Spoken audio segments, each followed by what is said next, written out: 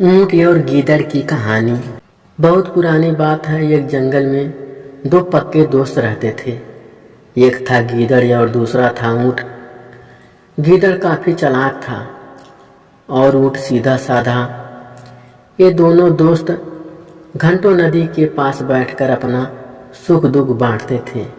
एक दिन गुजरते गए और उनकी दोस्ती गहरी होती गई। एक दिन किसी ने गीदड़ को बताया कि पास के खेत में पके हुए तरबूज हैं। यह सुनते ही गीदड़ का मन ललचा गया, लेकिन वो खेत नदी पार था।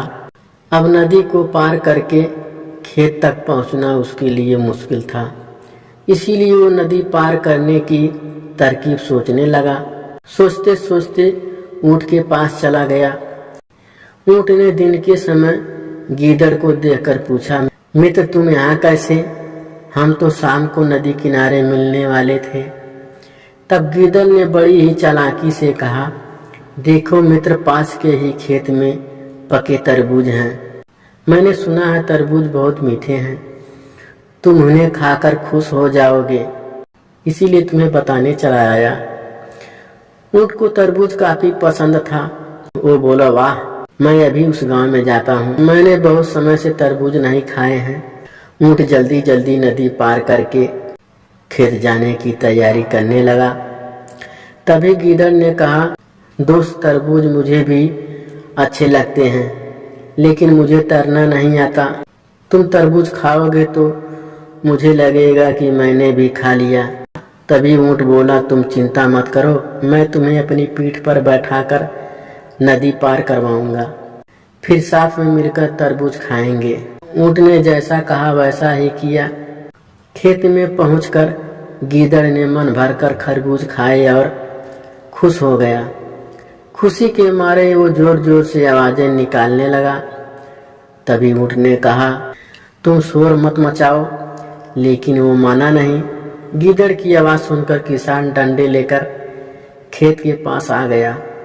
गीदड़ चालाक था, इसीलिए जल्दी से पेड़ों के पीछे छुप गया। ऊंट का शरीर बड़ा था, इसीलिए वो छुप नहीं पाया। किसानों ने गुस्से के मारे उसे बहुत मारा। किसी तरह अपनी जान बचाते हुए ऊंट खेत के बाहर निकला। तभी पेड़ के पीछे छुपा गीदड़ बाहर आ गया। गीदड़ को देखकर ऊंट ने गुस्से में पूछा, तुम क्यों इस तरह चिल्ला रहे थे? गीदड़ ने कहा कि मुझे खाने के बाद चिल्लाने की आदत है, तभी मेरा खाना पचता है। इस जवाब को सुनकर ऊंट को और गुस्सा आ गया।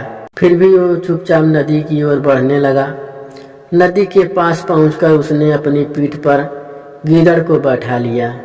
उधर ऊंट को मार पड़ने से मन ही मन गीदड़ खुश हो रहा था।